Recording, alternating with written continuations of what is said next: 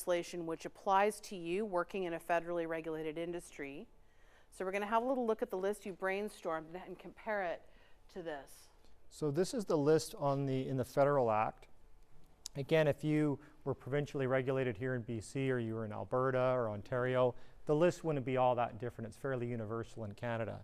So I think you got a lot of these things. We've got race, national or ethnic origin, marital status, sex or gender, sexual orientation, conviction for which a pardon has been granted. That it tends to be a bit obscure, but people in public life have to deal with that. Gender characteristics just got added to the list.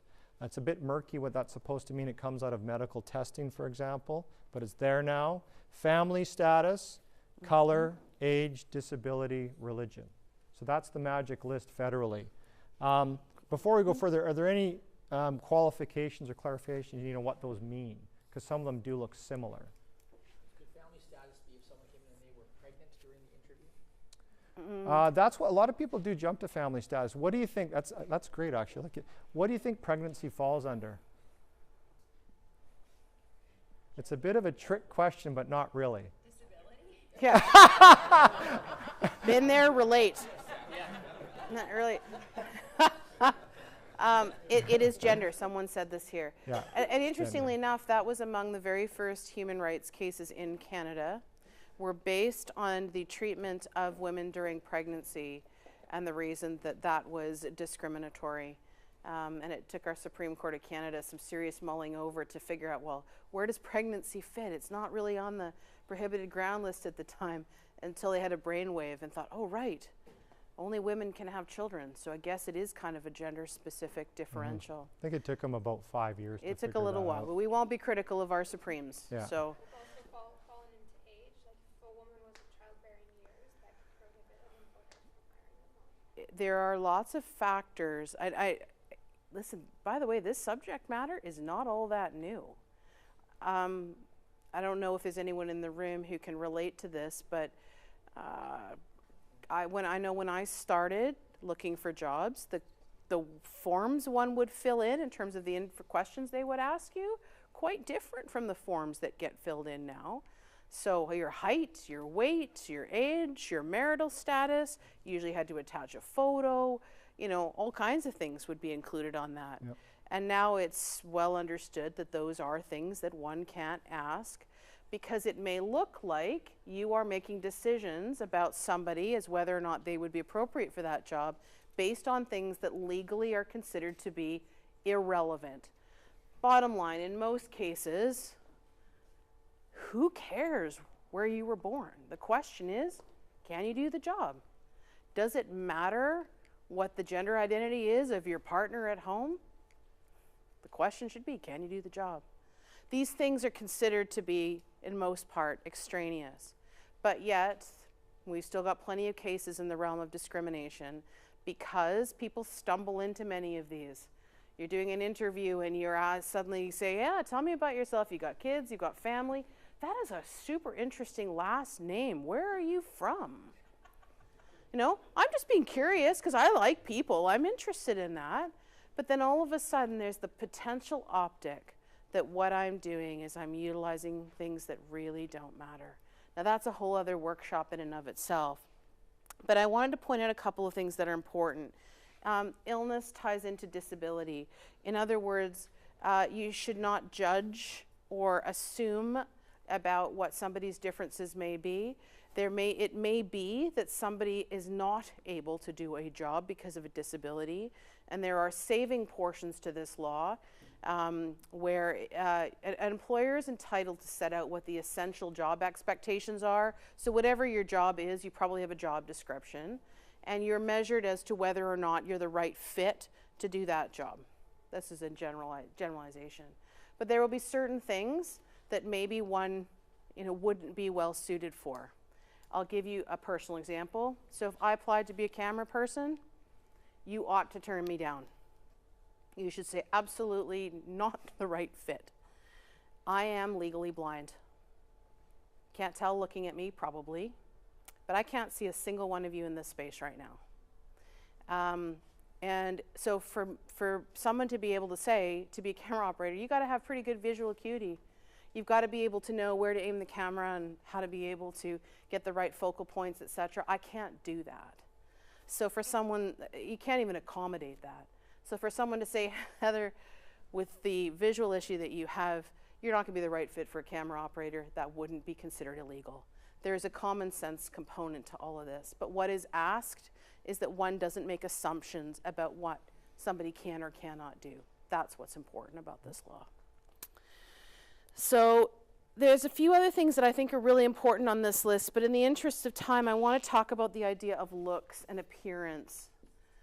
That doesn't show up on this list, and yet it is the one thing, particularly in media, I would suggest that becomes something of issue. When we make comments about the way someone looks, for better or for worse, when we make those kind of comments in a way that makes somebody uncomfortable, it becomes a point of harassment. It can become a point of harassment. It could potentially be attached to a number of those prohibited grounds because the way that we look can connect to a number of those things, right? Like think about our appearance. What could it potentially connect to based on that prohibited ground list? Age, gender, Potentially, Gender. potentially, religion, potentially, Religion. yeah, your family status. potentially. Yep. So there's lots of room for those things. So just so you're aware, there is quite a substantial body of law on that subject. So when you make a comment about somebody's size, whether it's their weight, whether it's their height, in a way that causes embarrassment, we were working with someone yesterday, a guy who worked in, you'd think he's the toughest guy in the world, who works in a heavy industry. And he said, I'm so glad you brought this up. He's a very slight man, but looked, you know, like someone has the appearance of looking like they're kind of tough. And he said, it is awful what I have to listen to about people teasing me about being tiny, about being a beanpole, about being scrawny. He said, I'm just tired of it. People think that, you know, it doesn't impact me, but it really does. That we forget that when we make those kind of cavalier comments, we think it's funny, but really, when you comment about the way somebody looks, the law will say that it attaches, more often than not, to the idea of gender. The cases will say when you comment about the way somebody looks, it goes to the heart of their sexual attractiveness. I'm not making this up. This is the way these decisions roll. So in the case where somebody in a media outlet, someone who worked in admin, was being teased by her boss because when she would bring in her lunches, the boss would dissect what it was that she was eating and make a comment to say, well, you know, you're having trouble on those diets because you need to understand how many calories are in that thing you're eating. Or today's donut day, it's probably best that Joanne stay out of the kitchen, and would say waddle, waddle when she would walk by and saying, I'm motivating you to stick with your diet. By the way, I'm really boss doing was it because I female. care about your heart health. Sorry, what about the boss, is that? She was female. She was female, yeah. How does it differ for somebody who's on camera? Because that's considered an Well, then it's free reign. They have no protection. No. I'm just kidding. But it's a very interesting thing. Is if I'm asking the question, does making those comments towards someone in that situation, does it serve a legitimate work-related purpose? Is it kind? Is it helpful? Does it contribute to a positive workplace? Clearly not. When that individual, that administrative worker, took her case forward, the defense that was mounted by the employer was, well, really, she was sort of being teased about her weight. And weight doesn't show up on that prohibited ground list. And if it's not on that prohibited ground list, then you don't have standing to advance that case to this determining body. And the tribunal members said, but just a second. The fact is that when you made those comments about her, you were making her feel awful about herself, unattractive about herself. So we will find that that fits under the category of gender, and we'll allow that case. So pejorative comments about someone, or even giving that uncomfortable Uber over attention, you know, the guy that, I mean, yeah. I got to talk about that guy. Yeah, 'cause talk someone about that fit. guy. So we were in Oh my Saskatchewan. gosh. We went, this company's nationwide. I think we're in their Saskatchewan outlet. Yeah. And this guy comes up to us at the end of one of these sessions and says, I really enjoyed your session, but I've been to like 5 or 6 of these, so I kind of know it all. But I just have a question for you. we have this girl, use the term girl, which right away is a flag. We have this girl we work with, and you know, I just, to build up her self-esteem, I want to comment about how she looks. I commented and I said, so is it okay if I say you look fucking awesome in those jeans? No, let's be And- good. Your ass Yeah, looks sorry, effing your awesome ass in those looks jeans. fucking That's awesome okay, in those right? jeans. That's And he goes, is that okay? Because I'm just trying to build her self-esteem. It was a self-esteem defense, which we Yeah. hadn't heard before, even though we've done this a long time. So Yeah. Heather was there, and so I decided I'm going to walk away. I've had enough. And Heather can deal with him, which she did. But you'd be surprised yeah. at what you hear, because he was under the impression that, well, I'm trying to do a good deed, however twisted it was in his own mind. And so it's okay to make a so-called positive comment about someone. The overly positive comments are just as bad as negative ones under this law, if it's making somebody feel uncomfortable, if it's devaluing them, et cetera, et cetera. So just be aware that commenting positively about somebody may in fact be just as actionable as saying something negative. So just to underscore, intention is not relevant in this area of the law. The fact that I didn't mean to make you feel uncomfortable, where every time you walk past, I went, "It's hot," as we had another guy do with regularity. It's like, never a dull moment, right? It's like, yeah, okay, you didn't intend to give her the yucks. I get that. But the fact is you are. It's time to say, let's not do this anymore. Help one another out. It is very rare that this is not being seen. What happens is you go, oh, I'm not doing there. I can see that happening. Be helpful. It's not like you want to make hot person feel awkward, but at some moment where you can say, I just want to say, you might not know how this is coming across. Maybe it's not making Sarah feel uncomfortable, but it's making me feel uncomfortable. That can be the most powerful thing of all, is when a peer says, I need to be helpful for you. Let's not go down that road. Like yesterday's phone call, where the other point too is often we'll let this slide. Okay? Often the culture of our workplace will have us just kind of become desensitized to the way we tell jokes or the sexualized banter. We do this because we're this is common in media too. I don't know about here, but you know what? We're flirty. It's kind of fun. We just roll with that way that banter goes. I just want to illustrate again sort of the risk in that is we can become very cavalier about that and a bit desensitized. And you sort of wonder if someone suddenly brought in a camera and caught a clip of how we go at this and the way we banter, am I going to feel comfortable if that ends up on the front of somebody else's news feed? Give that a little bit of thought. We had a workplace yesterday call in where someone said, I realized that I'd let something go too long. This individual was always known as being the joker. Everything was filled with sexual innuendo and kind of edgy sexual sarcasm. And we'd chalk it up to saying, yeah, that's just them, just who they are. Oh, just ignore it. They're harmless. Then this woman said, I'm tough. I've worked through all kinds of workplaces. I can handle my own stuff. And today I realized it finally reached critical mass. I was carrying a cardboard container through the hallway, and Joker guy came over and runs his tongue over the edge of the cardboard and says, now I can tell everybody I licked your box. What a charmer. Yeah, so stay tuned on this story. What a charmer. So she said, I realized at this point in time, she said, I'm not wanting this guy to get in trouble, but I realized I didn't help this scenario out. I'd carried on with this, and she said, finally, I felt like I need to draw the line in the sand because someone needs to tell you it's not okay. So she was looking to us to see if we could come and lend a hand. I said, can't wait, bring box liquor in. I'm all for sorting this out. This is the best part of what I do. So it is, in all seriousness, sometimes we let things go too far. And on that reminder, you need to know that not everybody sees themselves as you can see them. And you have the opportunity to be helpful in that, because more often than not, they're really not intending to be jerks or weird. And this is not in the exclusive domain of men, people. I've used a few examples that are sort of men specific. Women are equal players in all of this. And sometimes and I will say there's hypocrisy on that too, where women will say things and you think, hang on a second, if a guy said this, they'd never get away with it. So I want you to recognize there is an even playing field on this subject for sure. and you should help each other out.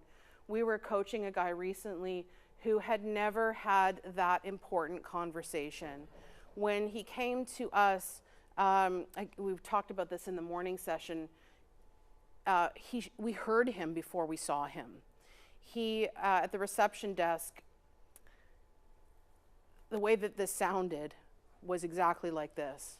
My name is Michael. Hello, my name is Michael. I am looking for Heather and Terry. I have a coaching session today. Is there a place I can hang up my coat? I'd like to put my coat somewhere, and I'd also really like a cup of coffee. Where would you like me to go? I remember thinking, I looked at Terry and I'm like, there's our guy. This is going to be Okay, a long frickin' So, day. yeah. When we sat with Michael, who in his work, and I'm not going to be specific about this since the camera is rolling, he worked in a place where his position carried a substantial amount of authority. He was not a physically tall man, but he was very stocky, very strong, kind of had the physique of a wrestler. So physically quite force to be reckoned with. Brush cut, and his own descriptor of himself, as he said, I know I have a face like Grumpy Cat. That was Connie did. so very serious demeanor, coupled with this voice that had no modulation and was loud. When he had been in trouble, he had had repeated complaints by members of the public, repeated complaints by colleagues, and he was sent to us for coaching. He was called a bully. He was called a bully. He was sent to us for coaching as a last chance thing. We got talking to Michael, and we're trying to understand what this is all about. Very often it has to do with communication styles, methodologies, tone of voice, and such. And what we discovered about him was that he had spent most of his work life working in sawmills. He didn't hear himself. And nobody had stopped to have the conversation to say, Michael, you need to know how this sounds. You need to know how this feels for us. And we want to give you the benefit of the doubt, and it's our responsibility to help you understand that. I want that example to resonate with you because it is actually a kinder thing to someone in your workplace. If they are doing some of the stuff we're talking about today, you should think about the possibility that nobody has ever told them it's not okay. You expect them to know better, and they should know better. But don't rely on someone else having that conversation. I think you need to be that phrase, you need to be the change you want to see. I really think it applies in this area of law. We were the first people to have a hard but kind conversation with Michael. We did a 3-month check-in. The employer couldn't be happier. He's got some medical help, had continued coaching about speech, because even with diminished hearing, you need to practice how you speak. Whole different universe for him. But I think, wow, that was really close. And that guy would have never had the opportunity to have made it better. But don't you think that's a little bit unfair to him? That's him. That's how he grew up. He was raised. If I heard somebody like that, I would automatically think, okay, that's his personality. There's something wrong. And I would try to work with him, adapt of how he is. Why would I all of a sudden think, oh, he's annoying or he's too loud or he's being too abrupt? In this circumstance, That's not being judging. yeah, and you know what? I love what it is that you have to say, and I completely appreciate what you have to say. If I'd gone into I think over time, what happens, this was deeply conflict provoking. There wasn't the capacity to have had that kind of conversation. So you're But your trying to point tell is me well somebody taken. That has a handicap and Bless that you. goes into a workplace and they do things that might bother other people. It's fair to take them aside and not treat them as their equal. Oh, Because that's what I do. Yeah, thank you for bringing that up, because I wouldn't have wanted to be misunderstood.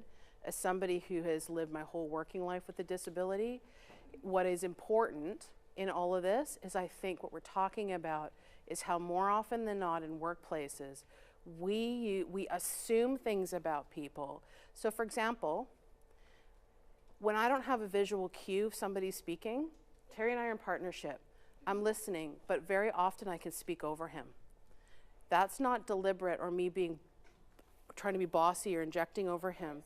It's my not having the visual cue that you have. When somebody finishes speaking, you can see it. I'm trying to anticipate it. So the assumption could be, Heather's rude. Look at her talking over that guy. That's the assumption. I would rather have the opportunity to say, thank you for bringing that to my attention, because I didn't realize I was doing that. And that's important that I can have a chance to clarify it. My point is to give someone the benefit of the doubt. When we work in workplaces to help people understand that when there's people on the autism spectrum, you may end up with behaviors that people think, that's odd. I don't understand that. And it can make these assumptions and cause conflicts. When somebody is transgender in the workplace, nobody wants to talk about the fact that we are feeling super uncomfortable right now. What we want to encourage is the ability for there to be appropriate dialogue. If people had a big heart like you all the time, we would never have those issues. How about that though? How It is. socially awkward do you have to be to judge somebody because they're doing something that's Yeah. out of the norm? Do you understand? I think in that particular I'm sorry, case, I'm just trying to understand what. yeah, in that particular case, it's true that the people at the receiving end that he worked with jumped to the conclusion that he was being mean and a bully. And if you're jumping to a conclusion, then you have something wrong with you too. Well, yeah, and the message we're giving is nobody pulled him aside in 10 years at the job to say, you know, you're coming across this way. We're not sure why, but let's have a chat about that, rather than him coming to us 10 years later and us figuring out for them. So really, it's exactly to your point. That's what we're They trying to say. punished him for that difference rather than working on understanding about what it was all about. He was appreciative after the. Oh my gosh. Oh, sure. So fantastic. Like, and that your heart on that subject is absolutely critical. But it's not about heart. It is about heart. Like knowing where you're going, you have to adapt to where you are. I could be working anywhere and understand that there's people that are different than me, think different than me. I'm probably on the list of one of those people who makes inappropriate comments, jokes around. Some people understand me, some people don't. Mark, do you want to Understand take that, her that's name just down? me. Do you understand what I mean? If I can't be myself 8 hours out of the day with the people I spend most of my time with, then I probably shouldn't be in that situation. Not saying there's people that, you know, do bad things or say rude Yep. things and should be punished for it. Having said that, to pull somebody aside and say, hey, you're being too loud. Well, I think we're not espousing to be that abrupt. I think a friendly voice to say, look, this is the impact you're having on people, rightly or wrongly. Let's have a conversation about that. And they may say, oh, I didn't realize that, or this is the reason, or I don't think I am. So at least you're engaging in the dialogue about it, as opposed to writing them off as something else, and then they end up having to get disciplined and come to us. So we are, I think, on the same page, and we're saying, hey, have that conversation as a friendly coworker and support each other. But if the response, like if it's, but I want to be able to be myself 8 hours a day. We're not telling you how you have to be. What we're telling you, and this is important for us, is there's going to be a spectrum of choices. Not all people are cut out for every workplace or every job or every style of thing. So there's an aspect to that. And it's about, you know, let's say we're all workers, and to put this into the analogy of being, like we're all dancing. We're all workers, we're dancing. Some workplaces require us to be able to change up those dance steps. Sometimes things are slower, so we're doing a waltz. Other times, man, you're doing the jitterbug because we've got to work fast. What we need is somebody who's adaptable enough to do that. That if you're not, then maybe you're not the right fit for that job, but that whole subject ends up being a whole kind of a related but different thing.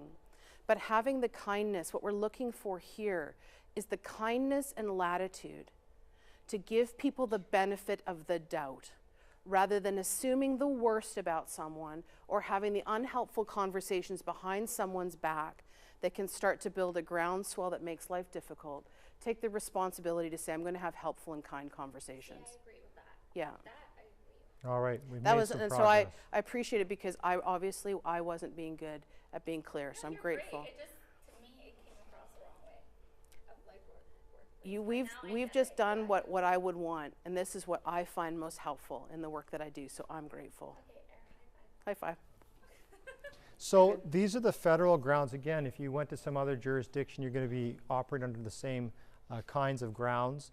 Your code of business conduct and your respect in the workplace policy echoes these same grounds, because human rights legislation in Canada you cannot contract out of. It's always operative. So whether it was in your policy or not, you'd still be protected. But thankfully, Global has put it in their policies, and not only your code of business conduct, but also your respect in the workplace policy. So you kind of got belt and suspenders on that one.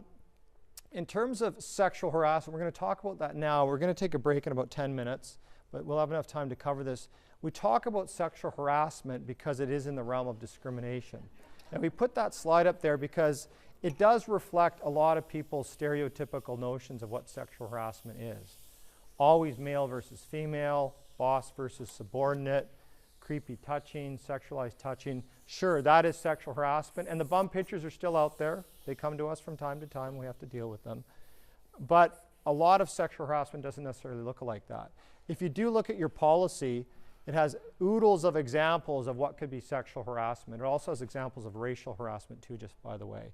But if you look at all of these examples, they're all sexual conduct based, which yes, that is sexual harassment. Yes, that is sexual harassment, but it's only half the formula. Under the law, sexual harassment is just discrimination on the basis of gender, right? So it doesn't matter what your gender is, what the other person's gender is. It doesn't matter if you are sexually interested in that person or you've done something sexualized to them. All sexual harassment is, at the end of the day, is bothering somebody, impacting them negatively on the basis of their gender, whatever that looks like. Maybe it's sexual, maybe it's not. So we deal with a lot of non-sexualized sexual harassment now, probably just as much of that as the traditional stereotypical form of sexual harassment, where you've got same-sex industries, men and women, treating each other poorly, making fun of each other, bothering each other on the basis of the gender. There's no romantic interest, there's no flirting, but it is sexual harassment under the law. And that comes as a surprise to those people. When one of them puts around and says, hey, you're sexually harassing me, and they say, well, what are you talking about? I'm not interested in you, you're not interested in me, I'm just making fun of this or that or the other, but no, you're making fun of them on the basis of their gender. There was an investigation done in a workplace that we do work with, and the finding was that a female scheduler had over many years been incredibly inappropriate towards a number of employees, including another female employee, where it was well known that this female employee, okay, so is there anyone here named Sarah? Am I safe using that name right now? We're good? Okay, so just made up name. That didn't ever use Sarah's name, but referred to her as the 4-letter C word only. And that, which I think is over wrong. time. And so when, through the investigation, it was determined that this was regular behavior, and the finding of sexual harassment was made by the investigator, the scheduler was like, that's not sexual harassment. It's not like I grabbed her by it. Like, oh man, if only we'd got in there to have this conversation sooner. No concept that in using terminology which was gender specific, pejorative in that way, that amounted to sexual harassment, because she believed in this sort of idea that sexual harassment is only the bum grab, the boob grab. That's all it's got to involve some sort of sexual interest or sexual touching. Group of women who, call each other the bitches, gender specific. I would say that goes both realm ways. of If caution. men call each other that, it's sexual harassment too. the new guy, the new guy should have to sweep up the floor. He's the bitch. Gender specific. So commentary, again, you have to recognize that sexual harassment is actually a bit broader, as Terry rightly pointed out, than what most people assume.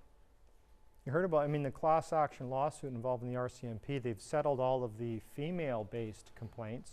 Now there's a whole plethora of male-based complaints, male-dominated type of work, but the males have entered into a lot of complaints, again, sexual harassment based. If he doesn't, that common phrase, like, you know what, if they're going to tell me to do that, I'm not going to do it, and they can suck my blank. Gender specific. Is that part of the same class, It's a different one, but it just goes to show you that there was a whole different category of sexual harassment complaints that involved men that were not sexualized behavior. They have their own suit in addition to the suit launched by the women. Yeah. Correct. Yeah. And they're starting to sort through that now. So So it's about, part of it too, it's about creating, I think it's about, again, this is just about creating a space, which what you do is so vital. It's so professional, it's so important. And yet sometimes we kind of slide into these realms where we think, man, I can't bring my kid here on Bring My Kid to Work Day. They can't see what I'm like in my natural habitat. It's not safe. Doesn't that sort of tell you something? Oh, yeah, that's right. I'll just let that sit. That's my litmus test, is if it's Bring Your Kid to Work Day, how do you feel about that? Do you have to go around to every office and go, Jim, my kid's coming in, shut up. Exactly. You know, like, is that what you got to do? Because if you got to do that, maybe there's something that needs to be tweaked. This idea of consent and welcomeness, we're going to delve into this more after the break when we talk about other forms of harassment. It's really important in relation to sexual harassment claims, particularly when what we call a power imbalance is in play. Regardless of where you work, if you have entered into a romantic liaison with somebody that you work with, where there is a power imbalance, sometimes it's an obvious one in a reporting relationship, sometimes it's one based on seniority, sometimes it's one simply based on someone has some sense of direction or control over your work life. Even though you're consenting adults, as the law says, it uses the word that's going to vitiate that consent. So if something goes off the rails and the person on the lower pecking order says, look, I think I've been sexually harassed in this relationship, that becomes a valid claim, even though on the face of it, there was a consenting relationship that maybe ended consensually as well. So that power imbalance does vitiate consent in all cases. And that's been around on the books for 20, 30 years. And that does still come as a surprise to a lot of people in a lot of workplaces, because there are a lot of relationships that crop up at work. Legislators can't legislate you not to do that. Employers can't write policy saying don't do that. It's natural human nature to hook up with people you work with. Statistically, I think it's like 60 to 70% of our partners will come from our work life. We spend more, like as one of you said, you spend more time with people you work with than your family. You have the same interests, the same skill sets, the same understanding of work stresses, so it's natural you're going to come together. But just remember, if there's a power imbalance, that can create some problems. As we said before, this isn't to, again, not to scare you from any of those things, but to have you be eyes wide open in it too, that especially if you hold a power position, especially if you're someone who's particularly in the public eye, the risk in that is substantial. So we would much rather that there be significant thought about that before you dip your pen in the company ink. It is much better to think, okay, if this relationship ends, is there a risk to that? But really, it's super ill-advised if you hold a power position to be engaging in a relationship with someone else, unless, if you make the decision, we were working with a corporation where the CEO decided that he was very definitely in love with the receptionist. They had become uncomfortable. We were talking about the subject of the workplace, actually, in the middle of a workshop. And I said, okay, so we understand that this law applies in the four walls in which you work, but what if you were, say, at the Cloverdale Rodeo and something happened? Would that matter? The whole group went, and I thought, oh, seriously, what have I just walked into? The Cloverdale Rodeo? Like, I pulled this example out of thin air. And what had happened was one of the employees had caught the CEO engaged in a tangle with the receptionist behind a building at the Cloverdale Rodeo. And I'm like, shut the front door. I've done this way too long. When my crystal ball is bringing this stuff into play, that is a sign that I need to tap the out. Cloverdale Rodeo. I'm like, kidding me. So we actually had to take a break, and people were like, we're so glad that now this is out in the open. It wasn't, we're so glad we can talk about this because this person is our new CEO. And they were questioning judgments around it, all the rest of it. We ended up doing a mediation on resolving this whole thing. The decision ultimately with the CEO's like, yeah, I'm all chips in on this relationship. It totally matters. So it became a question. You can't both stay. It's not gonna work. So between you, you're gonna have to make a decision about how that's gonna go. And so the decision was made that she stayed and he took a position somewhere else. And the relationship carried on. They got married, and that was that. But the point in that whole story is is when there is a position of authority imbalance, there may be choices that need to be made around that. And I also suggest that there's an enormous level of risk. So be very careful if that's the case. Now with peer-to-peer relationships,